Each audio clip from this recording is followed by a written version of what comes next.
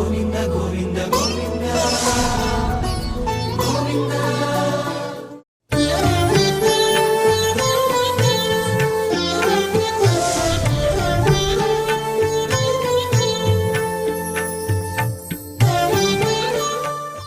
శ్రీవేంకటాచలాధీశం శ్రియాధ్యాసితవక్షసం శ్రుతచేతనమందారం శ్రీనివాసమహం భజే. అఖిలాండకోటి బ్రహ్మాండ నాయకుడు, అఖిల ఆగమ వేద్యుడు అయినటువంటి శ్రీనివాసుని దివ్యానుగ్రహముతో ధార్మిక కార్యక్రమముల ప్రసారముతో మొదటి స్థానాన్ని పొందినటువంటి శ్రీ వెంకటేశ్వర భక్తి ఛానల్ ద్వారా శ్రోతలందరికీ కూడా సనాతన ధర్మం పట్ల ఒక మంచి అవగాహన కల్పించాలనేటువంటి సదేదృశ్యంతో శ్రీ వెంకటేశ్వర భక్తి ఛానల్ వారు నిరంతరము ఒక ధార్మిక కార్యక్రమాన్ని ప్రసరింపజేస్తూనే ఉన్నారు. అందులో భాగంగా శ్రీమన్మహాభారతం వేదవ్యాసి మహర్షి లిఖించినటువంటి, అంటే వేదవ్యాసి మహర్షి చెప్పగా గణపతి రాసినటువంటి మహాభారతాన్ని ప్రసారం చేస్తూ ఉన్నారు. ఇతఃపూర్వం వరకు మీరు వనపర్వం అనేటువంటి ఒక భాగాన్ని వినున్నారు. అది చాలా విస్తారమైనటువంటి అంశం. అది అందులో 351 అధ్యాయములతో కూడినటువంటి అదే అరణ్య పర్వము. ఎన్నో విశేషాలన్నీ శ్రోతలందరికీ అందజేశారు దాని ద్వారా. అందులో అజగర పర్వమని, అలాగే పతివ్రత మహాత్మ్యమని ఎన్నెన్నో పర్వాలు ఉన్నాయి. ఆ అజగర పర్వంలో కూడా భీమసేనుడు మహా అరణ్యంలో ప్రవేశించినప్పుడు ఆ నహుషుడు, రాజర్షి అయినటువంటి నహుషుడు, అజగరం అంటే కొండ చెలువు రూపంలో అతన్ని ఆక్రమించి అతన్ని మొత్తం బంధించి అతన్ని ఏ రకంగానూ శక్తిహీనుడిగా చేస్తూ ఉన్న సమయంలో ధర్మరాజు వెతుకుతూ అక్కడికి వచ్చి అతను అడిగినటువంటి ప్రశ్నలన్నిటికీ సమాధానం చెప్పి ఆ నహుషుడి నుంచి విముక్తిని పొందింపజేశాడు భీముడిని. తద్వారా అది మనకి ఒక అద్భుతమైనటువంటి సందేశాన్ని ఇచ్చింది. ఆ విధమైన అజగర పర్వము తర్వాత ఇతర పర్వములతో కూడి వనపర్వాన్ని పూర్తి చేసుకున్న తర్వాత ఉద్యోగ పర్వం. ఇందులో ఎన్ని విషయాలు ఉన్నాయి అంటే, ఉద్యోగం అంటే ఉత్కృష్టమైనటువంటి ప్రయత్నం. అది ఆ ప్రయత్నం ఎటువంటిది అనే అంశం అంతా కూడా మనకి ఈ పర్వంలో ఒక ప్రాశస్త్య రూపం. అంటే ఉద్యోగ పర్వానికి మనం ప్రధానంగా శ్లోకారంభం చేయడానికి ముందు ప్రాశస్త్యం చెప్పాలి. ప్రతి చోట ప్రాశస్త్యం ఉంటుంది. వేదంలో కూడా ఒక విధి యాగము అనుష్ఠానం చేయాలి అంటే ఆ యాగమునకు సంబంధించినటువంటి అంశములు ఇవన్నీ ఉంటాయి. అర్థవాద అంటారు దాన్ని. అంటే అదే ప్రాశస్త్యము. యాగగతమైనటువంటి ప్రాశస్త్యాన్ని చెప్పి ఇంతటి ప్రశస్తమైనది యాగం, ఇది ఇంత ఫలాన్ని ఇస్తుంది, ఇందులో ఉన్నటువంటి ధర్మాలు ఇవి, ఇన్ని రకములైనటువంటి అంగములతో కూడి ఈ యాగం చేయాలి, ఇలా యాగం చేస్తే ఈ ఫలం వస్తుంది అని ఒక అద్భుతమైనటువంటి సందేశాన్ని ఇస్తూ ఉంటుంది. అదే రీతిలో ఈ మహాభారతం అంతా కూడా సమస్త ధర్మాల్ని బోధిస్తూ ఇహపర సాధనములైనటువంటి ఎన్నో విషయాలను ఇందులో ఉద్యోగం అంటే ఉత్కృష్టమైన ప్రయత్నం ద్వారా వేదవ్యాసి మహర్షి మనకు అందించారు. అందులో భాగంగానే వేదములు అనేవి అందరికీ అందుబాటులో ఉండేవి కాదు అనేది లోక విదితమైన అంశం. మరి వేదంలో ఉన్నటువంటి భాగాన్ని అంతా కూడా ఇతరులందరికీ ఎట్లా, ఆ అవకాశం లేని వాళ్ళు, వేద అధికారము లేనిటువంటి జనులు ఏ విధంగా ఆ వేద ధర్మాల్ని తెలుసుకోవాలి, వేద ధర్మాచరణ ఎట్లా చేయాలి, వేదము చెప్పిన మార్గములో ఎట్లా వెళ్ళాలి, ఎలా తరించాలి, ఆ తరుణోపాయం ఏవి అనేటటువంటి ఒక ఆలోచన వేదవ్యాస మహర్షి చేసి వాళ్ళందరికీ కూడా వేదములు అధ్యయనము చేసేటటువంటి అవకాశము లేని వారందరికీ కూడా మహాభారతం అనేటువంటి మహాగ్రంథము ద్వారా సమస్త ధర్మాల్ని బోధించారు. అందులో ఇహపర సాధనములైనటువంటి అనేక అంశములను అందులో ఆయన నిక్షేపం చేశారు. ఇహపర సాధనములు అంటే ఇహలోకంలో ఉండి మనం ఏమి చెయ్యాలి, ఇహలోకంలో ఈ మానవ జన్మలో మనం చేయవలసినటువంటి కృత్యములు ఏమున్నాయి, అవి ధర్మం ఎట్లా ఆచరించాలి, ధర్మం అంటే ఏమిటి, ధర్మం అంటే వేదబోధిత శ్రేయస్సాధనతాకో ధర్మ అని శాస్త్రవచనం. అంటే అది వేదం చేత చెప్పబడినదై ఉండాలి, అది శ్రేయస్సాధనమవుతుంది. అంటే మనం చేసేటటువంటి మనం ఏ ఫలాన్ని కోరుకుంటున్నామో ఆ ఫలానికి సంబంధించి ఇది సాధనముగా ఉంటుంది. అటువంటి సాధనభూతమైనటువంటి అదే ధర్మము, అది వేదం చేత తెలియబడుతుంది. ఆ వేదం చేత తెలియబడిన ఆ ధర్మము మనకి ఎట్లా బోధితమవుతుంది, సమస్త జనులకి ఎట్లా తెలుస్తుంది అంటే ఈ మహాభారతం ద్వారా వేదవ్యాస మహర్షి తెలిపారు ఆయన. ఈ విధముగా సమస్త ధర్మాల్ని బోధిస్తూ, అలాగే ఇందులో రాజనీతి, ఇహపర సౌఖ్యములకు సంబంధించినటువంటి అనేక అంశములను, అలాగే ధర్మ మార్గ ప్రవృత్తి, సదాచార సంపత్తి, ఆచార నియమము, ఏ ఏ ఆచరణం వల్ల ఏ ఏ రకమైన ఫలం కలుగుతుంది, అనాచరణం వల్ల వచ్చేటువంటి అనర్థములు ఏమిటి, అనేక విషయములు ఇంట్లో ప్రతిపాదన చేయడం వల్ల ఇదంతా ధర్మమయమైంది. కాబట్టి ధర్మమైన గ్రంథం అంతా కూడా వేదమే. కాబట్టి భారత పంచమో వేద అని దీనికి ఒక నిర్వచనం. ఈ భారతం అనేటువంటిది 5వ వేదంగా ప్రసిద్ధమైంది. ఎందుకు వేదంతో సమానంగా దీన్ని పోల్చి చూడాల్సి వచ్చింది అంటే, వేదములో చెప్పబడినటువంటి అనేక ధర్మాలు, అవి వేద శృతి ప్రతిపాద్యమైనటువంటి అనేక కర్మలు, ఇవన్నీ కూడా లౌకికంలో ఇతరులకు చేసేటువంటి అవకాశం లేకుండా ఉండడం వలన ఆ ధర్మాలన్నీ సాక్షాత్తుగా ఇతరులు అందరూ తెలుసుకోవాలి, ఆ ధర్మ మార్గం ద్వారా వీళ్ళందరూ కూడా తరించాలి అనేటువంటి ఒక మహా సంకల్పం చేత వేదవ్యాస మహర్షి ఇందులో ఆ వేదబోధితమైనటువంటి సమస్త ధర్మాల్ని ఇందులో ప్రవేశింపబెట్టారు. ఈ ధర్మాల్ని మనం ఆచరించడం ద్వారా ఇహపర సాధనములైనటువంటి ఆ యాగాది కర్మలను, అలాగే దానివల్ల సంపాదించేటటువంటి జ్ఞానం, ఆ జ్ఞానం వల్ల కలిగేటటువంటిది మోక్షం. ఈ క్రమంలో అంటే యాగకర్మ చేయడము, ఆ కర్మ వల్ల చిత్తశుద్ధం అవ్వడము, చిత్తశుద్ధి ద్వారా జ్ఞానాన్ని పొందడము, పొందిన జ్ఞానం మోక్షాన్ని ఇస్తుంది. అందుకే శంకరుల వారు చెప్పేటువంటి మాట జ్ఞానాదేవతో కైవల్యం అనే మాటని, ఆ జ్ఞానం చేత మాత్రమే కైవల్య సిద్ధి జరుగుతుంది, కానీ వేరే ఏ రకమైన సాధనములు వీటికి అవకాశము లేదు. మోక్షం పొందాలి అంటే జ్ఞానం ద్వారా పొందాలి. ఇక్కడ ఆ అంశాన్ని కూడా మనకి ప్రతిపాదన చేస్తారు. ఉద్యోగం అంటే ఉత్కృష్ట యోగ సంబంధం అంటే ఏమిటి, జ్ఞానం యోగంతో కలిస్తే అది మోక్ష సాధనం అవుతుంది. ఇటువంటి స్థితి, ఈ రకమైన ప్రయత్నం కూడా అంటే మోక్ష సాధనానికి సంబంధించినటువంటి ధర్మాలన్నీ కూడా, ఆ జ్ఞానాన్ని కూడా ఈ మహాభారతంలో వేదవ్యాస మహర్షి ప్రవేశపెట్టి సమస్త ధర్మాల్ని ఇందులో బోధించి, ఇందులో గొప్ప రాజనీతి, ఒక చతురత, నైపుణ్యము, సామాజిక అంశములు ఎన్నెన్నో ఇందులో ఆయన ప్రవేశపెట్టారు. ఇంతటి మహాగ్రంథాన్ని అందించినటువంటి మనకి నారాయణ స్వరూపుడైనటువంటి వేదవ్యాస మహర్షికి సర్వదా మనం రుణపడి ఉండాలి. ఇంతకుముందు ప్రేక్షకులందరూ ఈ వనపర్వం విని ఉన్నారు. ఆ వనపర్వం యొక్క విశేషాలను ఒక్కసారి మనం పర్వలన్నీ ఒకసారి మనం చెప్పుకున్నట్లయితే, మొదటిది అరణ్య పర్వము, అది ఒక 10 ఉపపర్వలతో కూడి ఉంది. 2 కిర్మిరీవధ అనేటువంటిది 2వ పర్వము. అలాగే భీమసేనుడు ఈ కిర్మీరుహ అనేటువంటి రాక్షసుడిని ఎవరు చంపారు అంటే భీమసేనుడు చంపాడు. 3 అర్జునాభ్యుగమ పర్వము, అవి 26 ఉపపర్వలతో కూడి ఉంది. 4 కిరాత పర్వము, అది కూడా 4 ఉపపర్వలతో కూడి ఉంది. 5 ఇంద్ర లోకాభిగమన పర్వము, అది 10 ఉపపర్వలతో కూడి ఉంది. నలోపాఖ్యానము, అది 28 ఉపపర్వలతో ఉంది. 7 తీర్థయాత్రాపరము, అది 77 ఉపపర్వలముతో ఉంది. 8 జటాసుర వధ పర్వము, అది 1 ఉపపర్వంతో కూడి ఉంది. 9 యక్షయుద్ధ పర్వము, అది 7 ఉపపర్వములతో ఉంది. 10 నివాతకము, అది అట్లాగే యుద్ధ పర్వము, అది 11 ఉపపర్వములతో ఉంది. 11 అజగర పర్వము, అది 6 ఉపపర్వములతో ఉంది. 12 మార్కండేయ సమస్యా పర్వము, అది 51 ఉపపర్వములతో ఉంది. 13 ద్రౌపది సత్యభామ సంవాద పర్వము, అది కూడా 3 ఉపపర్వములతో కూడి ఉంది. 14 ఘోషయాత్రా పర్వము, అది 22 ఉపపర్వలు.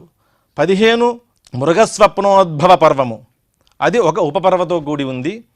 16 వ్రీహి ద్రౌణిక పర్వము, అది 3 ఉపపర్వలతో ఉంది. 17 ద్రౌపదీహరణ పర్వము, అది 10 ఉపపర్వలతో ఉంది. 18 జయద్రథ విమోక్షణ పర్వం, అది 1 ఉపపర్వతో ఉంది. 19 రామోపాఖ్యాన పర్వము, అది 20 ఉపపర్వలతో ఉంది. 21 కుండలాహరణ పర్వము, అది 11 ఉపపర్వలతో ఉంది. 22 ఆరణేయ పర్వము, అది 5 ఉపపర్వలతో ఉంది. మొత్తం వెలసి పర్వలు అన్న అధ్యాయములన్నా 315 అధ్యాయములతో విస్తారముగా మనకి ఈ అంశాన్ని అందించారు వ్యాసమహర్షి.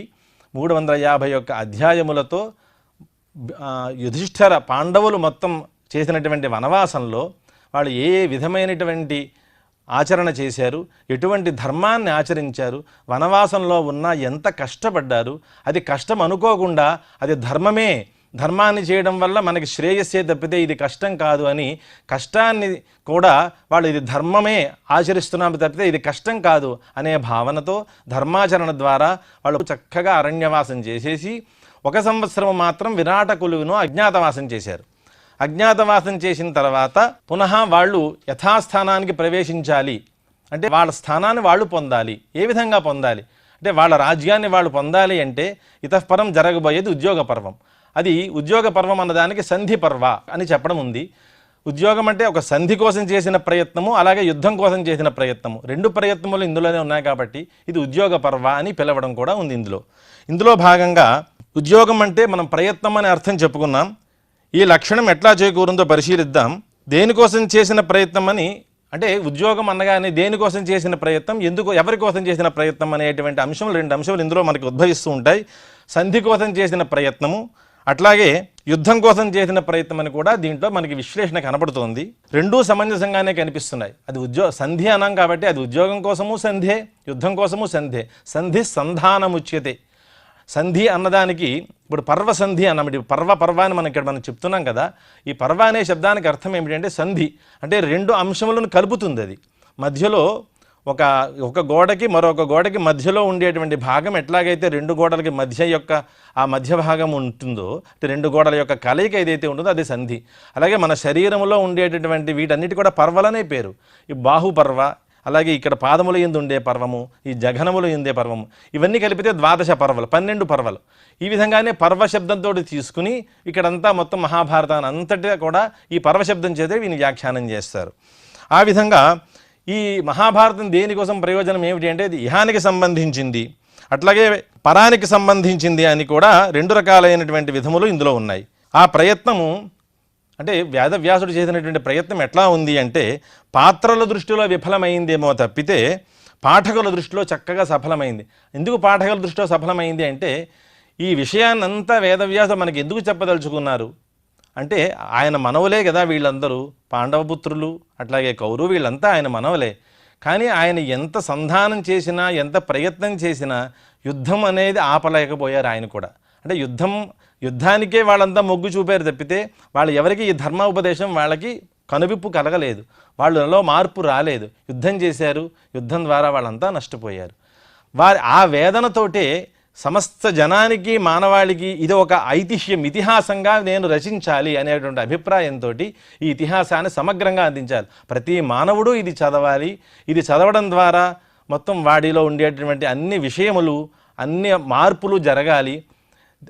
ఏ విధంగా అయితే మహాభారతంలో దుర్యోధనాదులు ఏ విధంగా అయితే వాళ్ళు ఉపదేశములన్నీ విడిచిపెట్టి, ఇతర మార్గములన్నీ విడిచిపెట్టి, ధర్మ మార్గాల్ని విడిచిపెట్టి ఏ రకంగా అయితే అధర్మ మార్గంలో వాళ్ళు సంచరించారో ఆ మార్గంలో సంచరించడం ద్వారా వాళ్ళు ఎంత నష్టపోయారు, ఆ విధ వృత్తాంతములన్నీ చెప్పడం ద్వారా ఇహలోకంలో ఈ జన్మలో మనందరికీ కూడా ఉపదేశం చేసి మన్ని తరింపజేయడం కోసం వేదవ్యాస మహర్షి కంకణబద్ధుడై ఈ మహాభారతాన్ని రచించారు. ఇదంతా మనం గుర్తుపెట్టుకోవాల్సిన అంశము.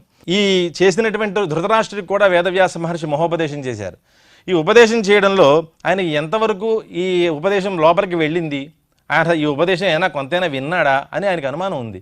అయితే ఇదంతా ధృతరాష్ట్రుడికి ఈ ఉపదేశం వంటబట్టినట్టుగా అనిపించలేదు శ్రీకృష్ణుడికి కూడా.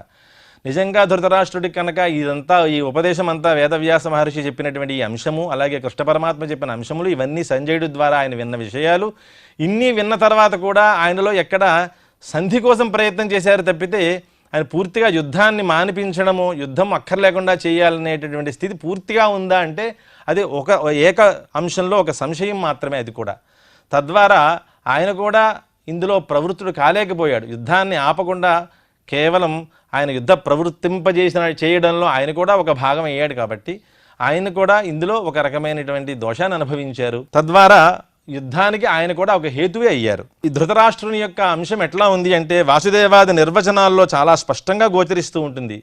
ధృతరాష్ట్ర పాత్ర దృష్ట్యా ఆనాటికి సఫలం కాకపోయినప్పటికీ కూడా తరువాతి కాలంలో ధృతరాష్ట్రుడు ఆత్మపరిశీలన చేసుకున్నాడు. ఇంచేదంటే నా పుత్రుల కోసము, నా వంశం కోసము ఇంతమంది ఎన్ని మాటలు చెప్తున్నా ఏ విధమైనగా నేను స్పందించలేకపోయాను. ధర్మ మార్గంలో నడవడం అనేది నాకు కష్టమైపోయింది. ధర్మం తెలిసినా కూడా నేను చేయలేకపోయాను. పాండవ పక్షపాతిగా ఉండలేకపోయాను, అంటే ధర్మపక్షంగా ఉండలేకపోయాను. పాండవులు కూడా నా పుత్రులే, వాళ్ళకి అందరికీ కూడా ఇందులో భాగం ఉంది. కేవలం నా ధర్మం కాదు, నా రాజ్యం కాదు ఇది. నా రాజ్యం కాని దాని విషయంలో కూడా అది అందరిది సమష్టంగా ఉన్నటువంటి ఈ రాజ్యంలో వాళ్ళందరూ ఇందులో భాగస్వాములుగా ఉండగా మరి కౌరవులు మాత్రమే ఈ రాజ్యాన్ని అనుభవించడము, ఈ రాజ్య భోగాలను అనుభవించడము, వాళ్ళ అరణ్యవాసం చేయడము, ఇవన్నీ కూడా ఆయన ధృతరాష్ట్రుడు చేశాడు. తద్వారా ఏమైంది అంటే ఇవన్నీ మనస్సు క్షోభకి కారణమైంది. ఇప్పుడు ఇది చివర పరిశీలన చేసుకున్నప్పుడు తర్వాత అయితే అసలు సందర్భంలో యుద్ధానికి పూర్వమే ఇది జరిగి ఉంటే ఇదంతా జరిగి ఉండేది కాదు. యుద్ధం తర్వాత ఆయనకి మనస్సు క్షోభకి ఏర్పడింది. క్షోభ ఏర్పడిన తర్వాత ఎంత ఆత్మ పరిశీలన చేసుకున్నా దాని ప్రయోజనం ఏమీ లేదు అప్పుడు. అందుకే ఏదైనా ఒక అనర్థం జరగడానికి ముందే మనం కనుక ఆలోచన చేస్తే అనర్థాన్ని నివారించవచ్చు. అనర్థం రాకముందే మనం కనుక దాన్ని కనుక ఇది చేయడం వల్ల మనకి అనర్థం కలుగుతుంది. ఈ అధర్మాచరణ వల్ల మనకి అనర్థమే ఏర్పడుతుంది అనే జ్ఞానం ఉంటే వాటి వైపు ప్రవృత్తే ఉండదు. అందుకే వేదం ముందుగానే నిర్ధారణ చేస్తూ ఉంటుంది. ఏది ధర్మమో ఏది ధర్మమో, చేయదగింది ఏది, చేయదగనది ఏది, ఈ రకమైనటువంటి మార్గాలను చూపిస్తూ ఇప్పుడు కలంజ భక్షణాదులు, మాంసాది భక్షణం ఎట్లా అయితే నీకు నిషేధము, తద్వారా నీకు వచ్చే ఫలమేముంది, నరకాది ఫలాలను అనుభవించవలసి వస్తుంది. ఇది నీకు నిషిద్ధము. నీకు ధర్మం ఏది, యాగాది ధర్మములే నీకు, యాగాదుల కర్మాన్ని ఆచరించడము నీకు ధర్మం అవుతుంది అని ఈ రీతిగా మొత్తం ఎక్కడెక్కడ ధర్మాధర్మాన్ని విచక్షణ చేస్తూ చూపిస్తూ వచ్చారు ఆయన. ఈ విధంగా ఇహపరాలన్నిటినీ కూడా రెండూ సాధించడానికి ప్రధానమైన రంగమంతా కూడా ఇందులో చేకూర్చుకునే ప్రయత్నం చేయబడింది. ఉద్యోగం అంటే మనం ఉత్కృష్టమైన ప్రయత్నం అని చెప్పాం కాబట్టి అది ఇహానికి పరానికి కూడా సంబంధించినటువంటి ప్రయత్నం కాబట్టి రెండు భాగాలు ఇందులో ఉన్నాయి కాబట్టి ఇది ఉద్యోగము. దీని పేరు ఉద్యోగ పర్వము అని పేరు పెట్టారు దీనికి. ఈ విధంగా నిజానికి జ్ఞానం యోగంతో కలిస్తే అది శీఘ్రంగా మోక్షప్రదం అవుతుంది అని మనం ఇందాక అనుకున్నాం. అదే రీతిలో ఉద్యోగో నామ పరమాత్మ సాక్షాత్కారాన్ని పొందేవాడి లక్షణాలు సనత్సు జాతీయం అనేటువంటి గ్రంథంలో ఆ పర్వలో చెప్పారు. అదే విశ్వరూపాన్ని ఉద్యోగ పర్వంలో ప్రదర్శింపజేశారు. అంటే ఉద్యోగ పర్వంలో విశ్వరూపాన్ని చూపించాల్సిన పరిస్థితి ఏర్పడింది. శ్రీకృష్ణుడు హస్తినాపురానికి రాయభారానికి పంపించారు వీళ్ళంతా ధర్మరాజులందరూ కూడా. వాళ్ళు వెళ్ళిన తర్వాత ఎవరికి వాళ్ళ మాటలు మాట్లాడుతున్నారు తప్పితే కృష్ణుడి మాటలు ఎవరూ పట్టించుకోవటంలే. అంటే అటువంటి మహానుభావుడు పరబ్రహ్మ అవతారం సాక్షాత్ శ్రీకృష్ణుడు వచ్చి మన కొలువులో ఉండి మనకి హితబోధ చేస్తూ ఉంటే మనం దాన్ని పక్కన పెట్టి ఈ రీతిలో మనం వాళ్ళ విషయాలన్నీ పక్కన పెట్టి కృష్ణుడిని మనం ఈ రీతిలో మనం మాట్లాడుతున్నామే, వచ్చినవాడు పరబ్రహ్మ అవతారమే, ఈ రీతిలో మనం వారిని అవమానించడం తగునా అనేటువంటి ఇంగితం కూడా లేకుండా వారిని ఆ రీతిలో వాళ్ళని అవమానిస్తూ ఉండగా ఆయన ఒక్కసారి వచ్చినవాడు ఎవరు, సాక్షాత్ పరబ్రహ్మావతార రూపమే కృష్ణావతారంగా వచ్చినవాడయ్యా శ్రీకృష్ణ పరమాత్మ, ఇది ఈ రూపాన్ని దర్శిస్తే మీకు చూడడానికి శక్యం కానిటువంటి రూపం ఇది మీకు, అందుకే అందరూ ఆ రూపాన్ని దర్శించలేరని ఒకసారి ఆయన విశ్వరూపాన్ని ప్రదర్శిస్తే అందులో కొద్దిమంది మాత్రమే ఇందులో ఆ రూపాన్ని చూడగలిగారు. అందులో భీష్మాదులు కొంతమంది మాత్రమే విశ్వరూప సందర్శనం చేశారు. ఇది సార్థకమైన మానవ ప్రయత్నానికి మూలభూతంగా ఉంది కాబట్టి ఇది ఉద్యోగ పర్వ కథ. ఇది ఎలా ఇహపర సాధకమైంది ఇటుపైన ఈ విషయాన్ని చెప్తున్నారు. విశ్వరూప సాక్షాత్కారం అయిపోయిన తర్వాత ఆయన తిరిగి పాండవుల దగ్గరికి వచ్చేశారు. ఈ ఉద్యోగ పర్వ కథ ఎలా ఇహపర సాధనమైంది, ఇది ఇహంలో ఉండేటటువంటి సుఖాన్ని మనకి ఎలా కలుగజేసింది, అలాగే పరలోకానికి ఇది సాధనం ఎట్లా అయింది, ఈ ఉద్యోగ పర్వ కథ ఏ విధంగా ఇది ఇహపర సాధకమైంది అనేది ఇతఃపరం మనకి ఆయన ప్రాశస్త్యం కథలోనే మనకి ఇవన్నీ చూపిస్తూ ఉన్నారు. పారమార్థిక సంపద ఎక్కడెక్కడ అంతర్లీనంగా ఉంది ఇందులో ఈ భాగంలో. అలాగే ఈ కథను పరిశీలిస్తే మొత్తం మనకి ఈ రెండు ఉభయపక్షాలుగా మనకి స్పష్టమవుతుంది ఈ అంశాలన్నీ. ఇందులో ఉన్నటువంటి ప్రధానంగా ఉద్యోగ పర్వంలో ఉన్నటువంటి ఉపపర్వలన్నీ కూడా ఇందులో చూపిస్తూ ఉన్నారు. మొదటిది సేనోద్యోగ పర్వము అనేది ఒకటి, 2 సంజయయాన పర్వం అనేది రెండవది, 3వది ప్రజాగర పర్వం అనేది 3వది, 4 సనత్సుజాత పర్వము అనేది 4వది, 5 యానసంధి పర్వం అనేది 5, అలాగే 6 భగవద్యాన పర్వము, 7 సైన్య నిర్యాణ పర్వము, 8 ఉలూకదూత గమన పర్వము, 9 రథ అతిరథ సంఖ్యాన పర్వము, 10 అంబోపాఖ్యాన పర్వము. ఇలాగ 10 ఉపపర్వలతో మొత్తం వెలసి ఈ ఉద్యోగ పర్వం ఉన్నది. ఈ రీతిలో ఇందులో మొదట సేనోద్యోగ పర్వంలో చెప్పబడినటువంటి అంశములు ఏవి అనేది ఈ ప్రాశస్యంలోనే మనకి క్లుప్తంగా అందజేశారు. ఇది మనం ఒకసారి పరిశీలించినట్లయితే ఇక్కడ సేన కోసం చేసినటువంటి ప్రయత్నం కాబట్టి ఇది సేనోద్యోగ పర్వము. ఇందులో దాని ప్రధాన విషయాలు ఏమిటి అంటే అభిమన్యుని వివాహానంతరం, అంటే ఉత్తర అభిమన్యుల యొక్క వివాహం చేసేసిన తర్వాత వాళ్ళందరూ కూడా చాలా సంతుష్టులై ఉన్నారు. ఇతఃపరం పాండవుల యొక్క గమనం ఏమిటి, వాళ్ళు ఎక్కడికి చేరాలి, వాళ్ళు చేయాల్సినటువంటి ప్రయత్నం ఏముంది అనేటటువంటి అంశములన్నీ కూడా ఈ సేనోద్యోగ పర్వంలో విచారణ చేసుకున్నారు. అలాగే శ్రీకృష్ణ బలరామాది యాదవులు, విరాట ద్రుపదులు కలిసి పాండవుల అనంతర కర్తవ్యం వీళ్ళు ఏం చెయ్యాలి ఇతఃపరం, ఏది చేస్తే వీళ్ళు వాళ్ళ స్వస్థానాన్ని పొందుతారు అనే విషయాన్ని ఆలోచించారు. తర్వాత ఒకే సమయానికి అర్జునుడు దుర్యోధనుడు కూడా ద్వారకునికి వెళ్ళి కృష్ణుని అర్థించడం. ఇద్దరు కూడా కృష్ణుని యొక్క శరణాన్ని పొందిన వారే. కృష్ణుడిని పొందిన తర్వాత కృష్ణుడు ఎవరికి ఏ పక్షంలో ఉంటారు అని ఈయన ఇరువురు కూడా ఆయన్ని సేవించారు. ఏ విధంగా అయితే శ్రీకృష్ణుడిని ఆశ్రయించడం వల్ల ఆయన అనుగ్రహం ఎవరికి ఉంటుంది అనేటటువంటి ఒక ఆలోచనతో, అంటే ఆ శ్రీకృష్ణుడి యొక్క అనుగ్రహం నాకు ఉండాలి, శ్రీకృష్ణ పక్షం నాకే శ్రీకృష్ణుడు నా పక్షంలో ఉండాలి అని ఇరువురి యొక్క అభిమానము రెండు సమానంగానే ఉన్నాయి. అయితే ఎవరిని ఈయన అనుగ్రహిస్తారనేది మాత్రం ఎవరికీ తెలియదు. ఈ రీతిలో కృష్ణుడి దగ్గరికి వెళ్ళినటువంటి ఒక విధానం ఇందులో ఉన్నది. అలాగే ద్రుపద పురోహితుని రాయబారం, ద్రుపదుడు రాయబారం చేయడానికి ఆయన వెళ్ళాడు. అలాగే దుర్యోధనుడు మోసంతో శల్యుని ఆయన వశం చేసుకున్నాడు. శల్యుణ్ణి ఆయన వశం చేసుకోవడం ద్వారా మొత్తము పాండవుల యొక్క పక్షమంతా కూడా, పాండవుల్లో ఉండేటువంటి విషయాలన్నీ కూడా ఈయనకి తెలియడం కోసము, తెలుసుకోవడం కోసము శల్యుణ్ణి వశపరుచుకున్నాడు దుర్యోధనుడు. అలాగే శల్యుడు మళ్ళీ ధర్మరాజు దగ్గరికి వెళ్ళి ఇంద్ర విజయాన్ని చెప్పాడు. అలాగే దుర్యోధనుడు మోసంతో శల్యుణ్ణి వశపరుచుకున్నాడు. శల్యుడు ధర్మరాజు దగ్గర ఇంద్ర విషయాన్ని చెప్పాడు. ఇరుపక్షాలకి చేరిన రాజు సేనలు, ఇవి ప్రధాన అంశములు. సేనోద్యోగ పర్వంలో క్లుప్తంగా ఒక్కొక్క అంశములు తీసుకుంటే ఒక 10 అంశములు దాకా ఉన్నాయి. ఈ విషయముల గురించి క్లుప్తంగా వాళ్ళు విచారణ చేస్తూ, ఉత్తరాభిమన్యుల వివాహం చాలా వైభవంగా జరిగింది.